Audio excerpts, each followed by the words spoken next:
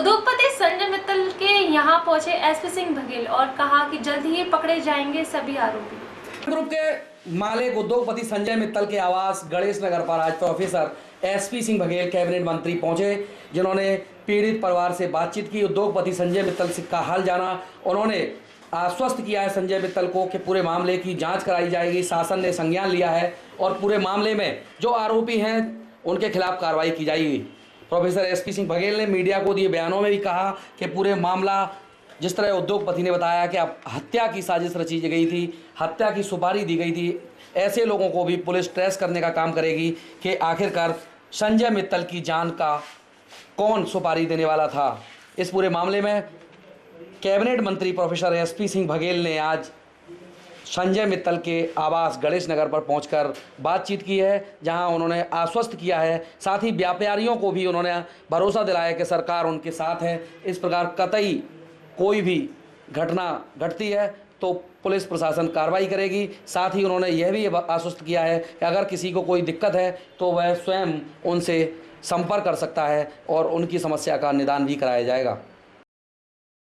सभा में एक तुलनात्मक स्टेटमेंट रखा गया, तो हम ये नहीं कह सकते कि अपराध का ग्राफ बढ़ा। अपराध विहीन समाज तो कभी भी नहीं हुआ है, गुप्तकाल जो भारत का स्वर्ण युग था। लेकिन सवाल इस बात का है कि तुलनात्मक रूप से कम होने चाहिए और होने के बाद रिकवर होने चाहिए। तो अपराध कम करने के आंकड़े के दो तरीके हैं। एक ये होता है कि एफआईआर ना लिखो, तो एक तुलनात्मक अध्ययन आप बता देंगे कि पिछली सरकारों की तुलना में या पिछले 3 महीने में अपराध कम हुए हैं। दूसरा तरीका होता है कि पुलिसिंग इतनी अच्छी होनी चाहिए, पुलिस का बकार होना चाहिए, पुलिस का इकबाल बुलंद होना चाहिए और सरकार का मुखिया जब सख्त होता है तो अपराध ही कम होने लगते हैं। तो एक ये तरीका है कि अच्छी मेहनत करके, रिकवरी करके, वर्कआउट करके और पुलिस का इकबाल बुलंद करके, गुड पुलिसिंग करके, गुड गवर्नेंस करके अपराध को कम करो। दूसरा ये है कि अपराध को लिखो मत। हमारी सरकार की मंशा ये है कि जो अपराध हो, चाहे गोबर परांदे का झगड़ा हो, उसको भी लिखा जाए, लेकिन बाद में उसमें अपराधियों को दंडित किया जाए और केस को वर्कआउट किया जाए।